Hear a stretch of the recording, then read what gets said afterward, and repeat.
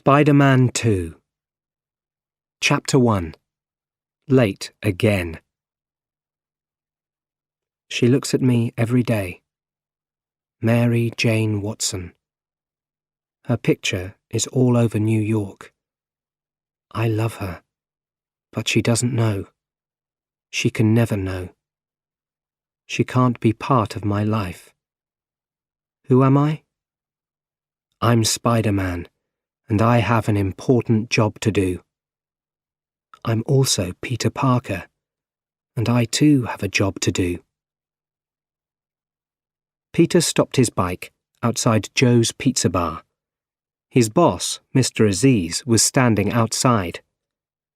"Parker," he shouted. "You're late. Always late." Mr. Aziz turned around.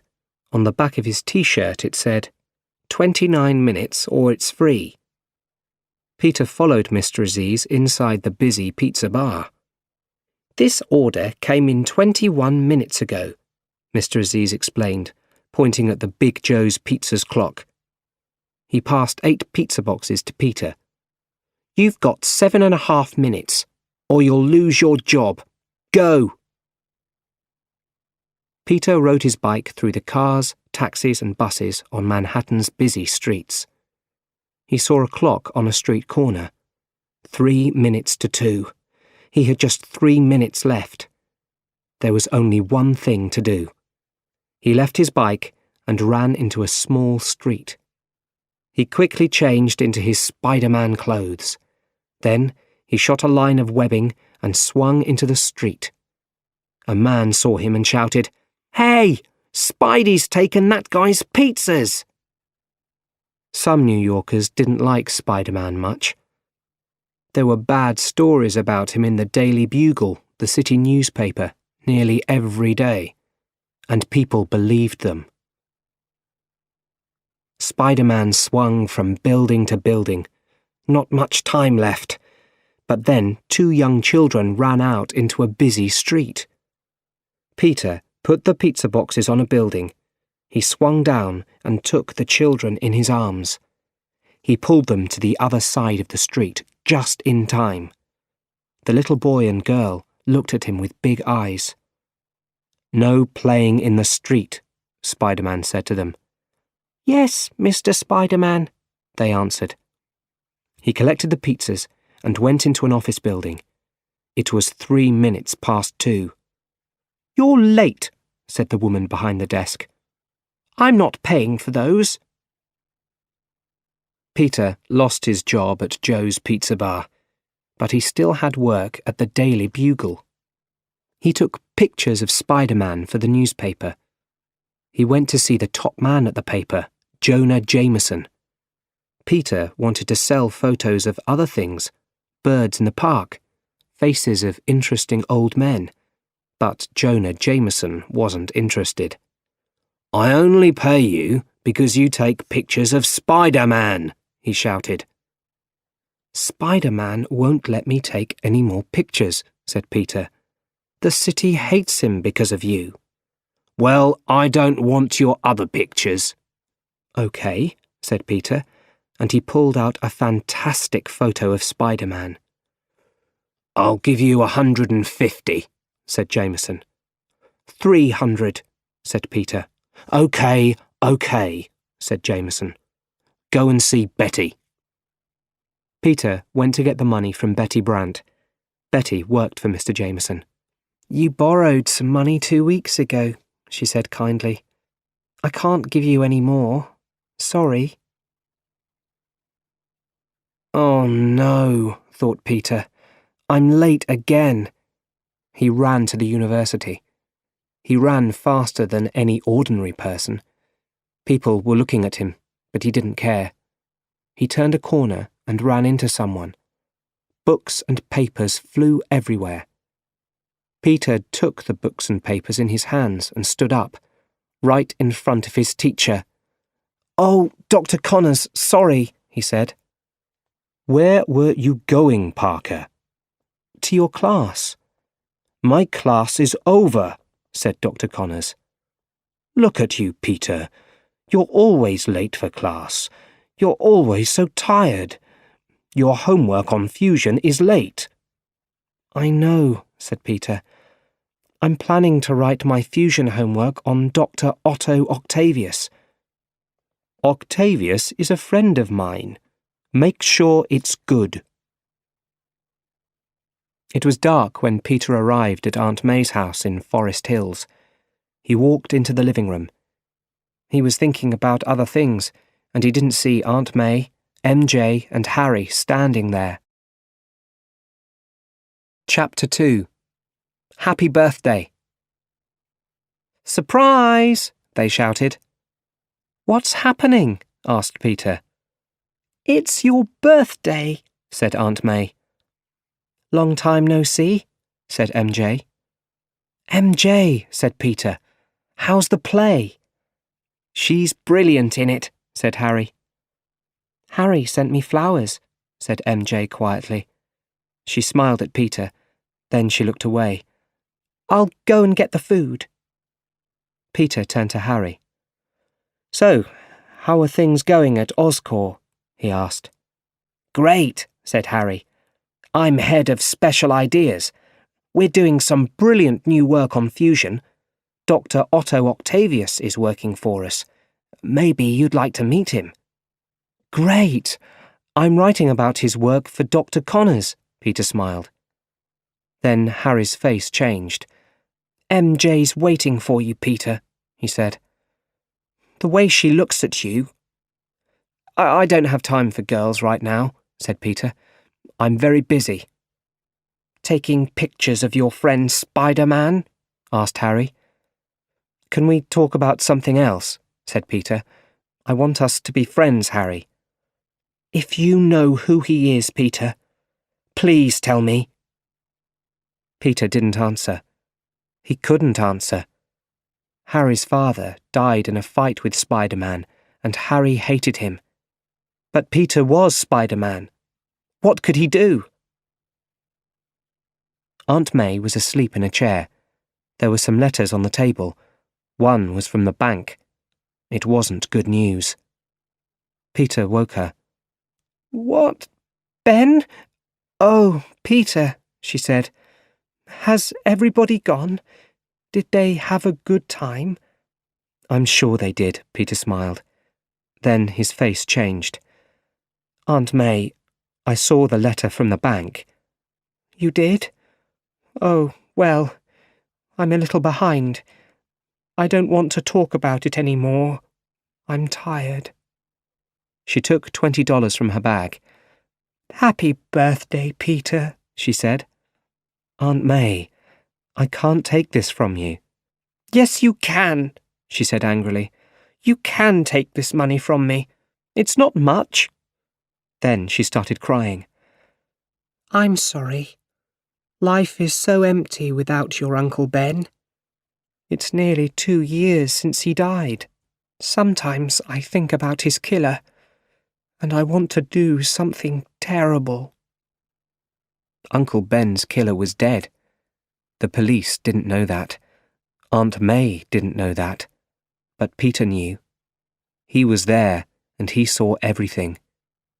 He looked at poor Aunt May, and he felt so bad. He wanted to tell her, but he couldn't. Here, she said. Take some birthday cake home. Before he went home, Peter went into Aunt May's garden. Hey, said MJ. She was in her parents' garden next door. I saw your picture on Bleecker Street, said Peter. Oh, isn't it funny, she said. MJ didn't like seeing her picture all around New York. No, it's nice, he said. I can see you every day now. He loved MJ, but he couldn't tell her. It wasn't fair. Anyone close to Spider-Man was always in danger. Do you want to say something? Asked MJ.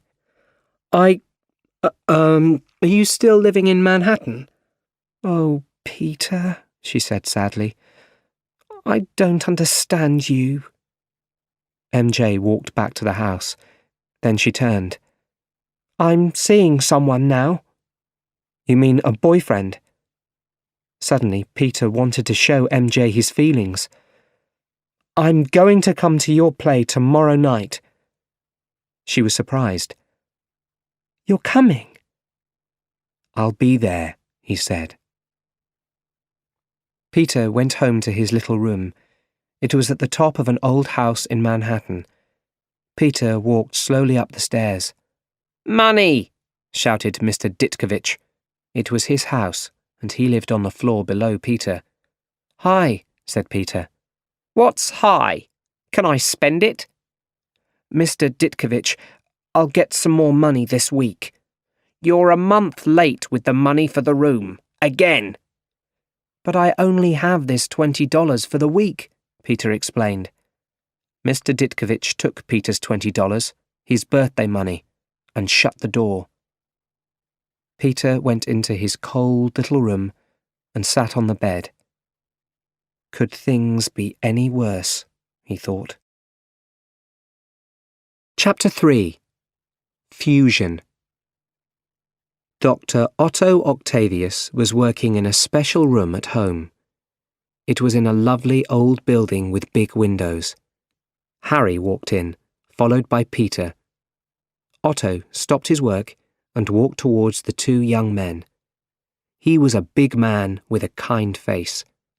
He smiled warmly at Harry, then turned towards Peter. "This is my good friend, Peter Parker," Harry explained. "I called you about him. I only got through my school science exams because of Peter." Peter smiled at Otto. "I'm studying your work at university," Peter said. "I have to go," Harry said, moving towards the door. "I've got an important meeting. I'll leave you two clever scientists together. And good luck tomorrow, Otto." "Parker," said Otto. "I remember now. You're Connor's student. He tells me you're brilliant, but lazy."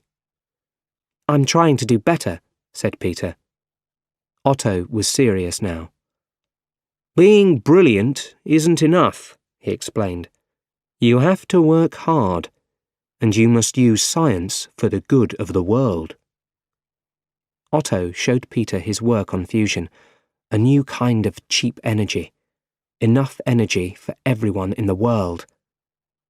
Peter asked lots of intelligent questions. Later, after coffee, the two men were still talking about fusion. Otto's wife Rosie was there too. "Are you sure you can control the fusion reaction?" asked Peter at last. "Peter, this is my life's work. The city isn't in danger." "Otto's done his homework," said Rosie, and they all laughed. Chapter 4. An Empty Seat. MJ was finishing her makeup in the dressing room at the theatre. She looked at herself in the mirror. "Will he come?" she thought. A man's face appeared at the dressing room door. 5 minutes! 5 minutes! he called. Then he was gone. Peter was on his bike, and he was nearly at the theatre. Suddenly, a big car drove up behind him very fast. "Jump up!" his spider sense told him. Peter jumped high above the car. His bike fell under the car and broke into pieces. A moment later, he was standing safely on his feet again. "How did you do that?" asked a boy at the side of the road. "I do a lot of exercise," Peter said. "And I eat my green vegetables." "My mother always says that," said the boy. "I just never believed her." The big car was driving very fast up the road now. A gunman was shooting out of the back of the car at the police. "Why can't I have just one night off?" thought Peter. Suddenly, two police cars crashed into each other. One of the cars flew up high above some people. They cried out as the car fell towards them. But then it stopped still. It didn't hit the people. Everyone looked at the car above them. Something was holding the car there. "It's a web," said a woman. Suddenly, something blue and red swung over their heads. Go, Spidey, go! The woman shouted. The men in the big car saw him. They both started shooting at Spider-Man. Peter was really angry. He wanted to be at the theatre. He jumped onto the back of the car. He shot webbing at the two men, then pulled them out of the car. Next, he pulled the webbing over a streetlight, and the men were hanging high above the road. Peter jumped into the driver's seat and drove the car to the theatre. MJ wasn't having a good night. She wasn't thinking about the play. She was thinking about one of the best seats in the theatre, Peter's seat. It was empty. Peter walked into the theatre and pulled his ticket from his pocket. He showed it to the man at the door. "Sorry," said the man. He pointed to a sign. "You can't go in when the doors are closed," he explained. Peter crossed the road and waited opposite the theatre. MJ came out after the play. She looked up and down the street. No Peter. "Could you sign here, please?" said a good-looking young man. "What are you doing here?" smiled MJ. It was John, MJ's new boyfriend. He put his arms around her, and they kissed. A police car drove by fast, then another, and another. "Are you hungry?" John asked. "Yes," smiled MJ. "Very." On the other side of the road, Peter watched sadly as MJ and John hurried away. Then he remembered the police cars. "Why do I always have to rescue people from fires and criminals?" he thought. "I only wanted one evening at the theatre." He changed his clothes in a small street. He ran up the side of a building and jumped onto the roof. For the first time ever, he didn't want to do it. But he was Spider-Man. He had to do it. Soon, he was swinging from building to building towards the police cars. He brought his arm around to shoot a line of webbing. But nothing happened. Spider-Man was high above the street with no webbing.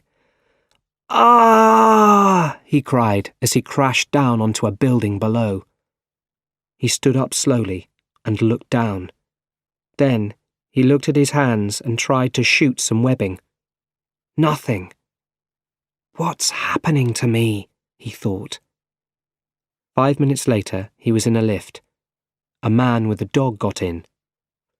"Cool Spidey clothes," the man said. "Thanks," said Peter. All through Dr. Connor's class, Peter thought about MJ. After the class, he phoned her from the university. There was no answer, so he left a message. "Hi, MJ, this is Peter. I was on my way to your show, and, well, I was on my bike. Are you there? I've been thinking about it all day and—" Click.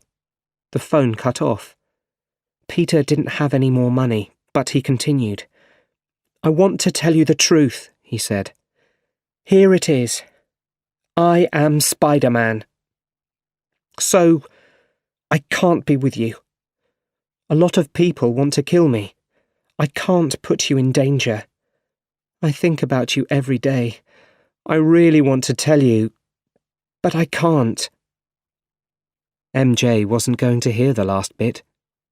Peter knew this, but he wanted to say it anyway. Chapter 5. The Metal Arms. About 40 visitors waited excitedly in Otto's big room. Harry and Peter were there.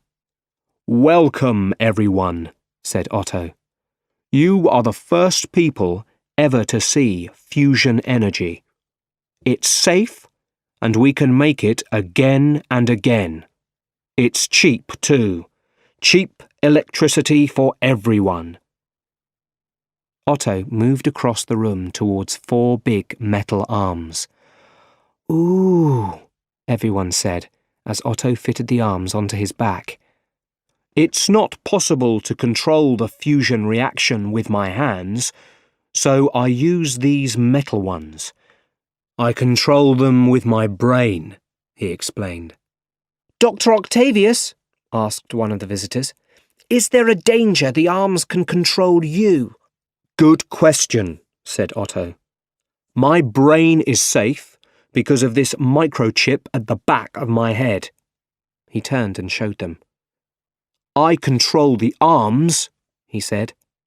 They don't control me. Otto walked to the back of the room. Blue lights went on, and there was Otto's fusion reactor. The metal arms moved. They lifted up a very small piece of tritium. There are less than 12 kilos of tritium in the world, he explained. I want to thank Harry Osborn and Oscorp for giving me this tritium. Happy to pay the bills, Otto, called Harry. Otto turned to smile at his wife, Rosie. This was his big moment. He started the reaction. The tritium started to go round very fast. Suddenly it changed into a small ball of fire. It started to grow. The light was very strong. The visitors couldn't believe it. The energy of the sun was in the room in front of them. Otto used the metal arms to control the reaction. Lines of fire shot from the fireball. The arms stopped each one and pushed it back to the centre.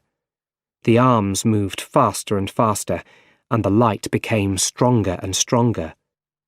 But then something happened. The reactor started to pull some of the metal things in the room into its centre. Lines of fire shot everywhere. Otto was losing control. People shouted and tried to escape. Harry's face was white. He turned towards Peter, but Peter wasn't there. "Turn it off!" shouted Harry. "Turn it off!" "Wait!" shouted Otto. "I can control it!" A big metal cupboard was flying towards Harry, but suddenly Spider-Man appeared.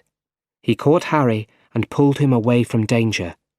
For a moment, Spider-Man and Harry were face to face, but Harry still hated Spider-Man. "This doesn't change anything," Harry said. But Spider-Man didn't have time to talk. He ran around the walls to the reactor. He tried to pull the cables out of the wall. "What are you doing?" shouted Otto. "I'm trying to stop the reaction," answered Spider-Man.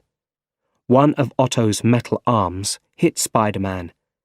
But at that moment, the big windows in the room broke into 1,000 pieces. Metal and glass flew fast towards Otto and Rosie. The metal arms moved in front of Otto's body. He was safe. But Rosie fell to the floor. "Rosie!" shouted Otto. Then a line of fire from the reactor hit Otto in the back. He fell to the floor. Smoke came out of the microchip. Spider-Man pulled and pulled. Finally, the cables came out of the wall. The reactor stopped. The lights went out. Everything went quiet. Otto's body showed signs of life. They took him to hospital, but it was too late for Rosie. Harry stood in the street outside. His car was waiting, but he didn't get in. "I've lost everything," he said. "I've nothing, except Spider-Man." "But he saved your life," said one of the Oscorp men. "He made me look stupid today. He'll pay for this." Harry got in his car and left. Chapter 6. Doc Ock. Otto was on a big table in the hospital theatre. The doctors were ready. "Okay," said Dr. Isaacs. "We need to take off these metal arms." He moved towards the first metal arm with a knife. But then he stopped. The arm was looking at him. Then suddenly the arm hit Dr. Isaacs very hard. He flew across the room and crashed through a window. Then the arms turned to the other doctors and killed them too. Otto woke up and looked around. He was in a hospital theatre. and then he saw bodies, blood, and glass everywhere. "No!" he cried. All this was his fault. The arms were killers, and he couldn't stop them. Otto tried to stand. The arms helped him. 2 of the arms became legs. They walked out of the hospital and into the road. A taxi was going to crash into them, but the arms hit the taxi and it turned over. They went down to the Hudson River. There they found an empty old building above the water. The arms had some dark plans. This was a great place to make them real. "Everyone's talking about it," cried Jonah Jameson in his office at the Daily Bugle. "A crazy scientist with 4 metal arms. What do we call him?" he shouted. "Dr. Octopus?" said one of his men. "Dr. Octopus. Doc Ock. I love it." Betty Brant brought Peter into the office. "Where have you been?" Jameson shouted. "There's a crazy scientist in town, and we have no pictures. You've lost your job." "Boss, the planetarium party?" said Betty. "Oh, OK, Parker, I need you. There's a big party for an American hero. My son." "Could you pay me now?" asked Peter. Jameson laughed loudly. Then he looked at Peter again and laughed some more. "Ha ha ha ha! Planetarium, tomorrow night, 8 o'clock. Goodbye." Down on the river, Otto was sitting all alone. "My Rosie's dead," he said. "My dream is dead." He looked down sadly at the water. "Something is talking in my brain," he thought. He put his hand to the back of his head. The microchip was gone. "Peter was right," Otto said. "I couldn't control the reaction." But then the voice in his brain got louder. "It was working," it said. "We can build the reactor again."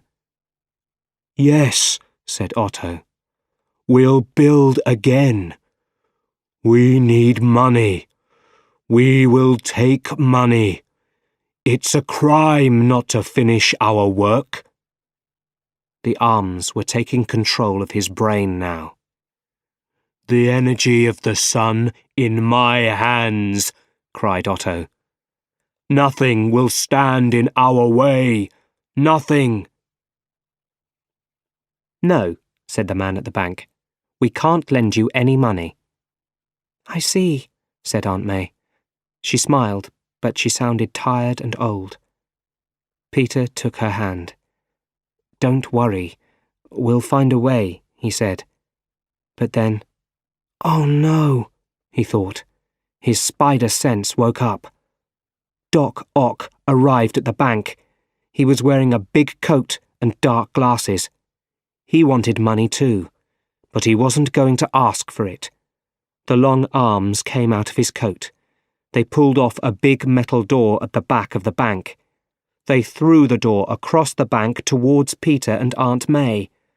Peter ran to change his clothes. "Don't leave me," called Aunt May. Spider-Man ran around the walls behind Doc Ock. The arms threw bags of money at him. Peter tried to shoot some webbing, but nothing happened. A bag of money hit Peter, and he fell to the floor. The metal arms lifted him up. 2 metal hands pushed down on his head. Now Peter was angry. He shot webbing to the right and left. He pulled 2 heavy desks fast towards Ock. Doc Ock and a desk crashed through the bank window. People on the street outside cried out. At that moment, 2 police cars arrived. The police jumped out and pointed their guns at Ock. A metal arm moved towards a crowd of people and took a woman in its hand. It was Aunt May. She had an umbrella in her hand, and she hit Ock with it. "Don't follow me," Ock shouted, and he ran up the side of a high building. The police couldn't shoot at Ock because he had Aunt May in his arms. Spider-Man was waiting near the top of the building. "Give her to me," he said. At first, Ock lifted Aunt May up to Spider-Man, but then he opened his metal hand. Now Aunt May was falling fast. In a moment, Spider-Man shot webbing at Aunt May and stopped her fall. Ock hit Spider-Man, and Aunt May swung back up. She hung onto the building with her umbrella. Ock and Spider-Man fought up and down the building. Ock threw Spider-Man through a window of a building across the street. Peter shot webbing at both sides of the window.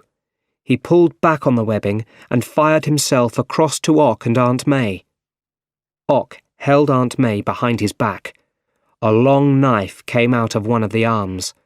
Suddenly, Aunt May swung her umbrella into Ock's face. His dark glasses broke, and he cried out. He dropped Aunt May again, but Spider-Man shot 2 lines of webbing down to Aunt May and quickly caught her. He swung down to the street and put her down very carefully. Aunt May wasn't in danger now, so the police started to shoot at Ock. But Ock went higher up the building and escaped over the roof. Chapter 7. Spider-Man No More. Harry sat at the bar in the planetarium. "You're drinking too much, Harry," said Peter. "It's a party," said Harry. "And don't forget, I've just lost all my money on a crazy scientist. And then there's Spider-Man." "Let's not talk about him tonight, Harry." "Every night, Peter," said Harry. "Until I find him, I can only think about Spider-Man." "Parker!" shouted Jonah Jameson across the room. "Parker, I'm not paying you to sit at the bar all evening. Take photos. Take more photos. Take pictures of me and my wife with the city's most important people." Just then, a woman spoke into a microphone. "Good evening, everyone," she said. "Tonight, the Science Library of New York welcomes a special American hero.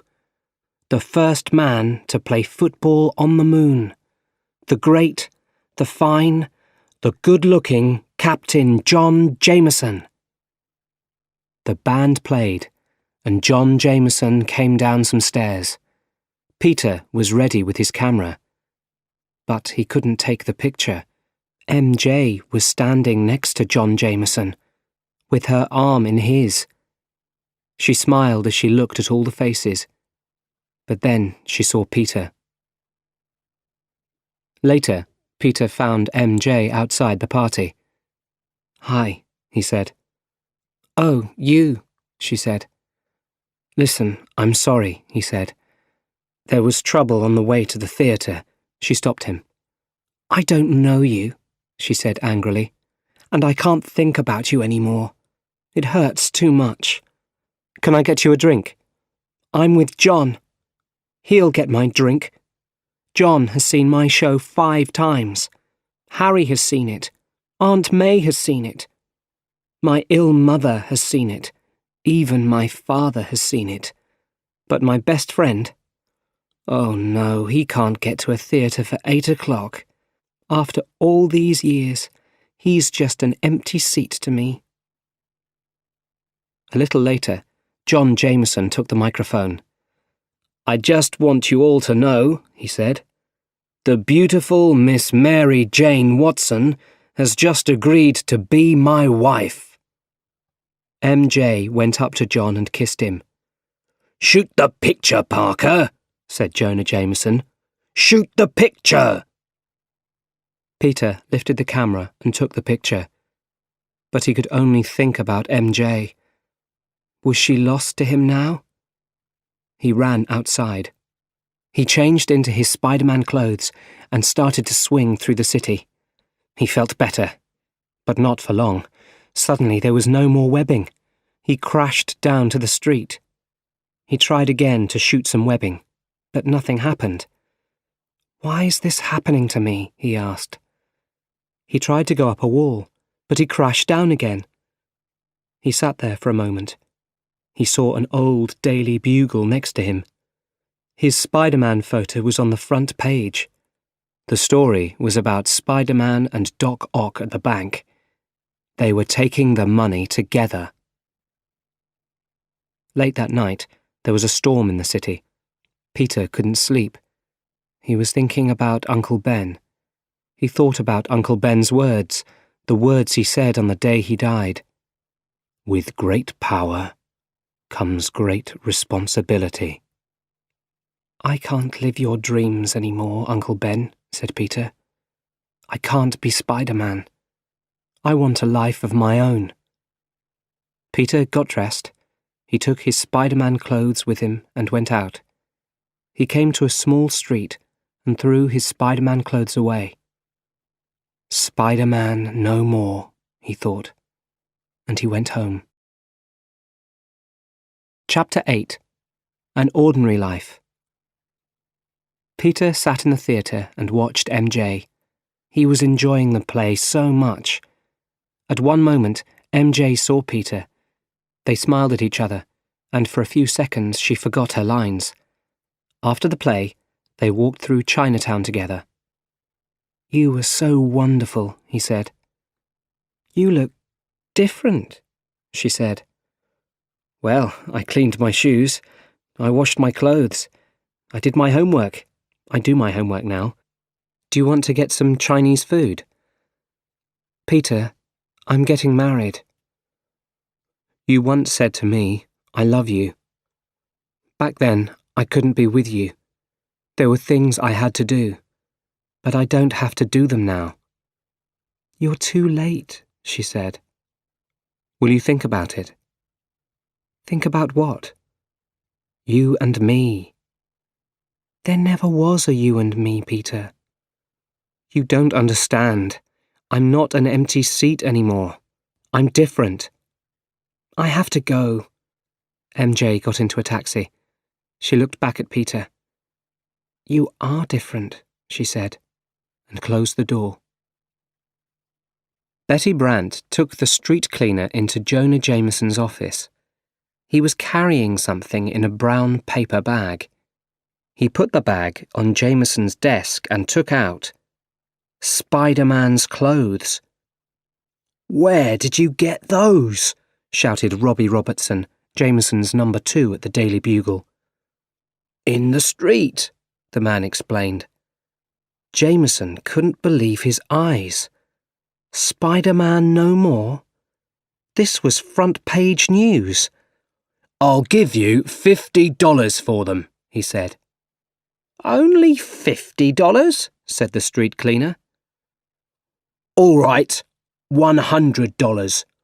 Miss Brandt, take this man away and give him his money. It was 2 years since Uncle Ben died. Peter sat at the table in Aunt May's home, and she gave him a cup of tea. It was all my fault, Peter, she said. You wanted to go by train that day. Uncle Ben wanted to drive you, and I didn't stop him. Peter decided to tell her. Aunt May, it was my fault, said Peter. I didn't go to the library that day. I went somewhere else. To win some money. To buy a car.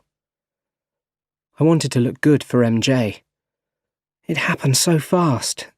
I won the money, but the guy didn't pay me. Then another man took all the money. I didn't try to stop him. I let him go. He wanted a car. He tried to take Uncle Ben's. Uncle Ben said no, and the man shot him. I held Uncle Ben's hand when he died. Peter was crying now, and he took Aunt May's hand. I've tried to tell you so many times, he said. But Aunt May took her hand away. She had no words to speak. She looked sadly at Peter. Then she stood up and went quietly upstairs. Down by the Hudson River, Doc Ock was finishing his new fusion reactor. He stood back and looked at his work. "Just one more little job," he said. "All I need now is the tritium." Harry Osborn was in his father's old room. He was looking at newspaper stories about Spider-Man, and he was drinking. Suddenly there was a loud noise outside. Thump! And then another. Thump! Harry went outside. Suddenly a metal arm appeared. It pushed Harry to the ground. "Hello, Harry," said Doc Ock. "Otto, what do you want?" "Tritium. But I need more of it this time." Ock took Harry with one of the arms and held him out over the street. The street was a long way down. "Stop!" cried Harry. "Bring me Spider-Man, alive. Then I'll give you the tritium." "How do I find him?" asked Ock. "Peter Parker," said Harry. "He takes pictures of Spider-Man for the Bugle. He can tell you." Ock was already on his way. "Don't hurt Peter!" Harry shouted after him. But Doc Ock wasn't listening. Chapter 9. Where is Spider-Man? Peter walked along the street. It was cold, and he pulled his coat around him. He saw a newspaper. "Crime up 75%, it said. Where is Spider-Man now? And then he heard people shouting. People were running past him. He followed them and saw a building on fire. Peter was going to take off his street clothes, and then he remembered. He was Spider-Man no more. "There's a child on the second floor," someone cried. The firefighters weren't there yet. Spider-Man no more, thought Peter. But Peter Parker can still help. He ran quickly into the building. Inside, he heard the child crying. The heat was terrible. Peter found the little girl and carried her down the stairs. The stairs fell into the fire behind them. Back in the street, he gave the girl back to her parents. "You did well, son," said a firefighter. Another firefighter came up. "Someone on the 4th floor didn't get out." Peter heard this, and he felt so bad. The next day, Peter got a message from Aunt May. When he arrived at her house, there were boxes of things all over the garden. "What's going on?" he asked. "The bank gave me another few weeks," she explained. "But I'm moving on. I found a small flat." "Why didn't you tell me?" "I can look after myself, Peter," said Aunt May. "And young Henry Jackson from across the street is helping me. He's carrying my boxes, and I'm paying him $5. "Listen, about my last visit," Peter started to say. "We don't need to talk about it," said Aunt May. "It was difficult for you to tell me, so thank you. And I love you, Peter." Young Henry Jackson came for another box. "Hi, Henry," said Peter. "You take Spider-Man's pictures, right?" Henry said. "Where is he?" He, wanted to try other things." "He'll be back, right?" asked Henry. "I don't know," answered Peter. "Henry wants to be Spider-Man when he grows up," said Aunt May. "Children like Henry need a hero. We all do. And I believe there's a hero in all of us, making us do the right thing." Does she know? thought Peter. Back in the city, Peter took a lift to the top of a tall building. Do I still have a hero inside me? He asked himself. He looked across to the next building. I can do it, he thought. He ran fast to the edge of the roof and jumped. He flew across towards the next building. He felt great. "Woohoo! I'm back! I'm back!" he shouted. But then he started to fall. Down he went, faster and faster. Luckily, there were washing lines between the buildings. He caught one and swung down the rest of the way. He crashed into a wall and fell between two cars. "Oh, my back! My back!" he cried. John Jameson and MJ were sitting in MJ's flat. They were getting married soon, and they were talking about their big day. "Don't you want to invite your friend, the photographer?" asked John. "He's not my friend. He's just a really stupid guy," said MJ. She came over to John and looked into his eyes. What was she looking for? "Put your head back for me," she said to him. Then she kissed him. Once, a long time ago, she kissed Spider-Man this way. This time wasn't as good. MJ sat in the window of a cafe with a cup of coffee. Peter walked in. "Hi," said Peter. "Thanks for coming," MJ smiled. "Is everything okay?" asked Peter. MJ found it hard to answer. "Do you remember, after my play at the theatre, you were different that night. I didn't want to listen, but I thought about it." MJ looked into Peter's eyes, but Peter looked away quickly. "Listen," he said. "There's more for me to say. I can't be there for you, MJ."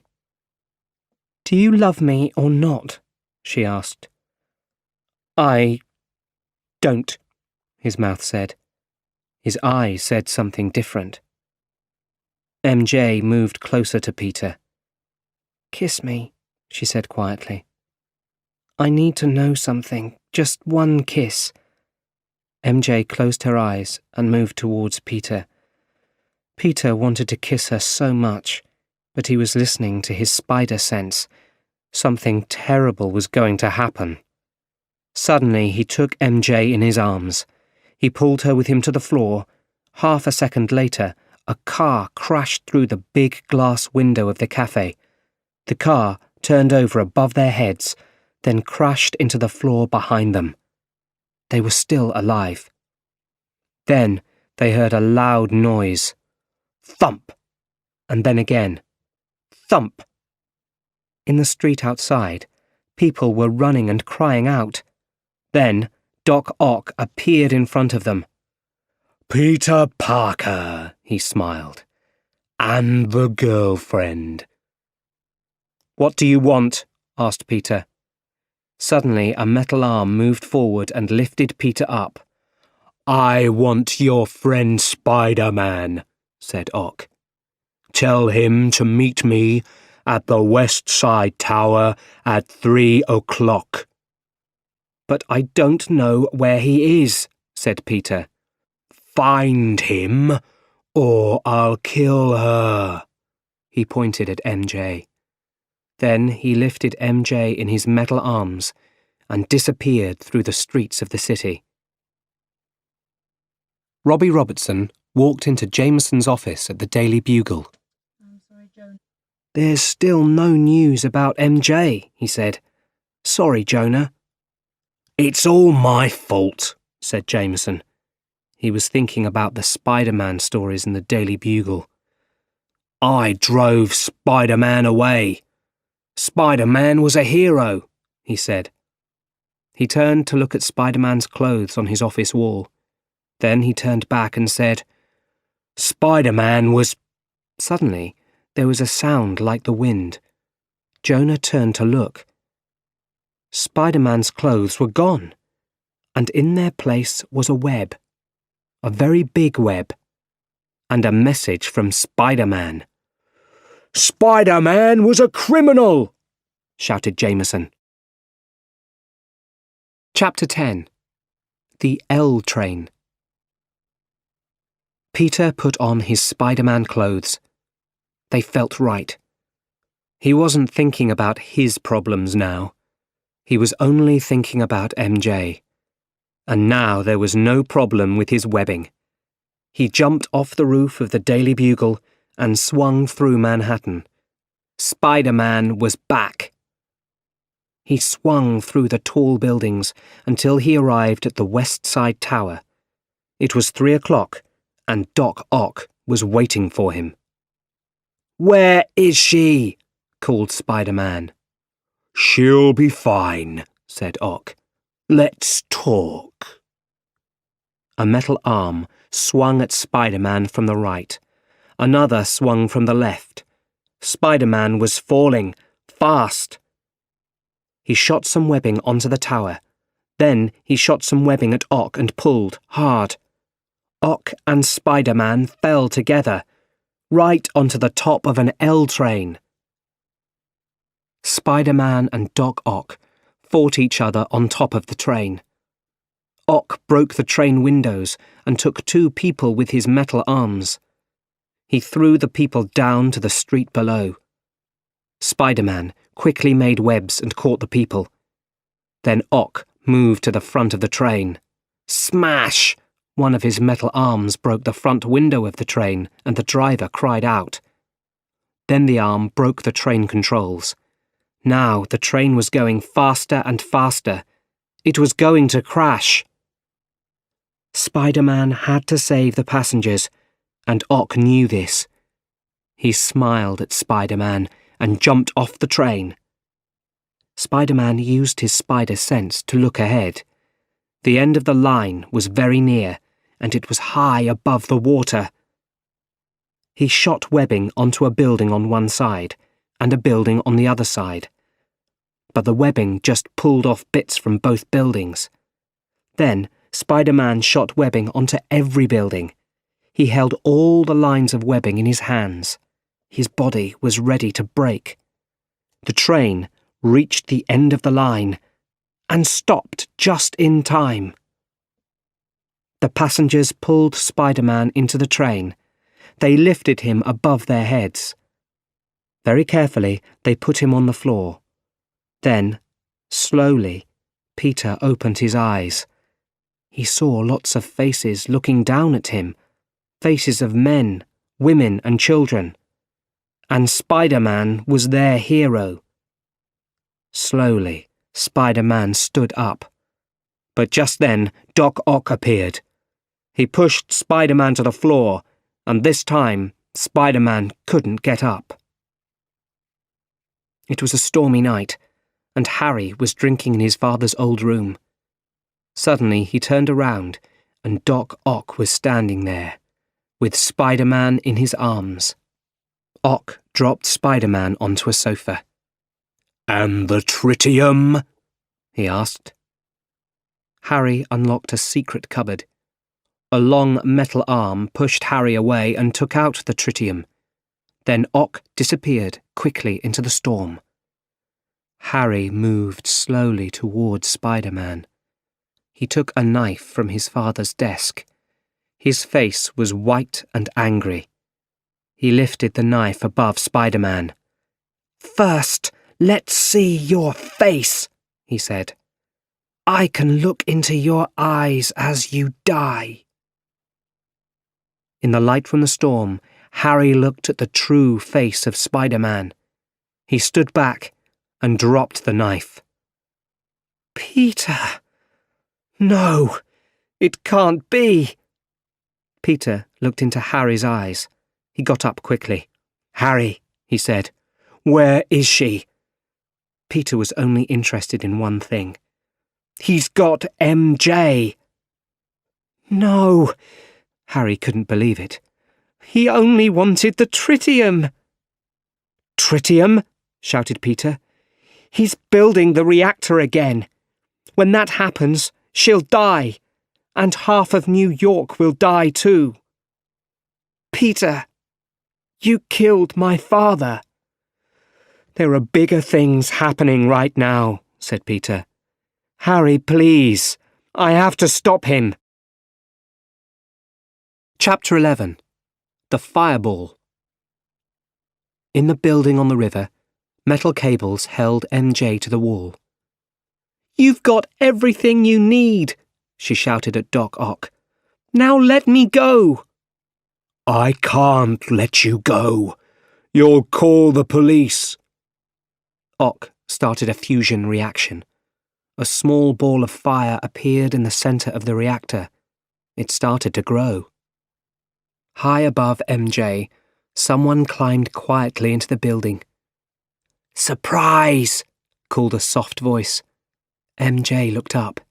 It was Spider-Man. Suddenly, a metal arm swung towards Spider-Man and he jumped to the floor. "Stop the reactor, Ock," said Spider-Man. "You're going to hurt a lot more people this time." He tried to jump over Ock to the reactor's cables, but two metal arms threw him through the roof and out of the building. Moments later, Spider-Man swung back in. He hit Ock hard with both feet. They both went down through the floor into the water. The ball of fire was bigger now. It started pulling metal into its centre. It pulled the metal cables around MJ. She screamed as her body flew towards the fireball. Spider-Man shot webbing at her and pulled her back from danger. "Run!" he shouted to MJ. A metal arm lifted Spider-Man up and threw him to the floor. Ock then lifted him up by the foot. A knife came out of one of the metal arms. Ock was going to kill Spider-Man. Spider-Man shot webbing around the reactor cables and pulled. As the cables touched one of the metal arms, the energy from the fireball went into Ock. He flew back and crashed onto the floor. At last, Spider-Man pulled the cables out of the wall. He looked at the reactor. It was still going. It didn't need the cables anymore. It was getting bigger and bigger. "Dr. Octavius!" called Spider-Man. Peter tried to think. He showed his real face to Otto. "Peter Parker," smiled Otto. "Brilliant, but lazy." "We must stop the reactor," Peter said. "I can't stop it," said Otto sadly. "I won't stop it." "You once told me we must use science for the good of the world." "These arms have changed you," said Peter. "Don't listen to them." Peter was right. Otto knew that. Fusion was his dream, but he was ready to leave his dream now. "Listen to me now," Otto shouted at the arms. "Listen to me." At last, he could control the metal arms. "Now, how do I stop the reactor?" asked Peter. "Tell me." "We can't stop it," said Otto. "But maybe the river. Drop it in the river." Peter turned to the reactor, but a metal arm caught him. "I'll do it," Otto said. Peter turned to MJ. She almost cried when she saw the true face of Spider-Man. It was Peter. Now she understood everything. Suddenly there was a terrible noise above them. A wall was falling towards MJ. She cried out, and Spider-Man was there. He stopped the wall with his back. "Hi," said Peter. "This is really heavy." Peter was strong, but he couldn't hold the wall much longer. "MJ, if we die," he started to say. "You do love me," MJ finished his sentence for him. "I do." Peter gave one great push and threw the wall back. Then he jumped up with MJ in his arms, and they swung out of the building. Down below on the river, Otto stood alone with the reactor. "I won't die a bad man," Otto said to himself. Then he, the arms, and the reactor fell deep into the river. It was all over. Peter and MJ were in a spiderweb high above the river. "I think I always knew," said MJ. "Then you know we can't be together." People will always want to kill me. If you're with Spider-Man, you're always in danger. I will always be Spider-Man. You and I can never be together." MJ looked sadly into Peter's eyes. Then he gave her a line of webbing, and he moved her slowly down to a boat below. John Jameson was there. He ran up to MJ and took her in his arms. But MJ was still looking at Spider-Man high above them. Epilogue. MJ's Big Day. MJ was wearing a long white dress. It was her big day. John and the Jamesons were waiting in the church. The music started, and everyone turned to see MJ. But it wasn't MJ. It was her friend. She walked up to John and gave him a message. He read it and looked at his guests. What could he do? MJ didn't want to get married. She wasn't coming to the church. Peter sat on his bed and looked out of the window of his little room. Somewhere in the city right now, MJ is getting married, he thought. He sensed something behind him and turned. MJ was standing in the doorway, in her long white dress. "Peter, I can't live without you." Peter walked towards MJ. "You think we can't be together," said MJ. "But let me decide. It's my life, and I want to live it with you. I know it will be dangerous, but I love you." Peter looked into MJ's eyes. "Isn't it time somebody saved your life?" she said. "Thank you, Mary Jane Watson," he smiled. Then he took her in his arms and they kissed. Nothing could ever come between them again. 3 police cars drove fast along the street below. He looked at MJ. She smiled at him. "Go get them," she said.